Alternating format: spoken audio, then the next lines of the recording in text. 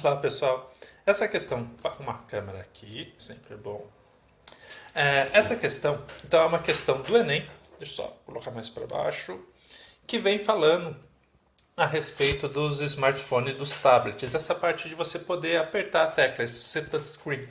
E ele vem dizendo aí que a princípio essa tecnologia foi proporcionada por meio de telas resistivas. Então ela está falando que essa tela, quando eu aperto, ela tem uma resistência. Então é isso que ele está falando, é isso que ele está dizendo. Então, eu apertar vai gerar uma certa resistência nessa tela, formadas basicamente por duas camadas de materiais, condutor transparente, que não se encostam até que alguém pressione, modificando a resistência total do circuito de acordo com o ponto onde ocorre o toque. Então, cada ponto vai ter uma resistência, por isso que ele sabe que eu apertei naquela região, então ele vai exercer aquela função que eu estou pedindo.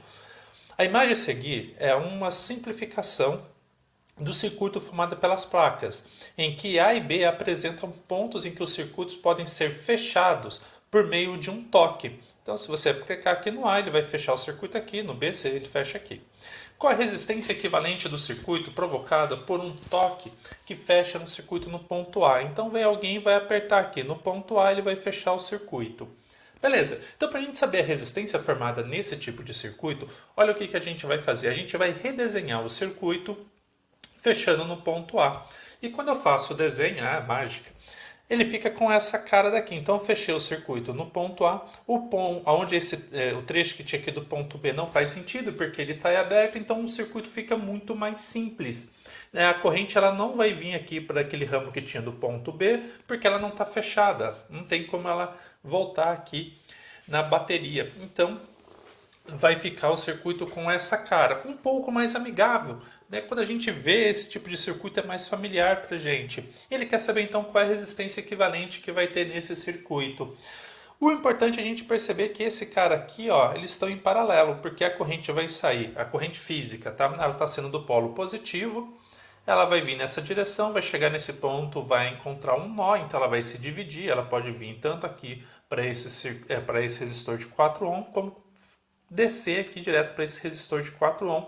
Essa corrente se une nesse ponto e vai para o outro resistor de 4 ohm. Então vamos calcular a resistência equivalente então desse circuito em paralelo primeiro. Esse aqui é um circuito misto que a gente está analisando. Então esse circuito aqui em paralelo, como as resistências são iguais, você pode fazer pela soma dos inversos. Eu prefiro usar o seguinte método. Ou fazer pela soma pelo produto dividido pela soma, eu prefiro fazer o seguinte método. Como as resistências são iguais, eu vou repetir esse valor. E vou dividir pelo número de vezes que apareceu. Tem duas resistências, então é 4 dividido por 2, aonde a gente chega na resistência de 2 ohms. Então a resistência equivalente desse circuito redesenhando ficaria com essa cara, 2 ohms. Mais simples, ele quer saber então qual é a corrente total.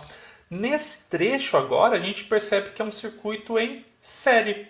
Então esse trecho que a gente está analisando é um circuito em série. Então só basta eu somar o 2 com 4 que a gente vai chegar na alternativa correta, que é a alternativa C. É um resistor de 6 ohms. E essa é uma questão bem bacana aí envolvendo circuito misto. Bem legal aí.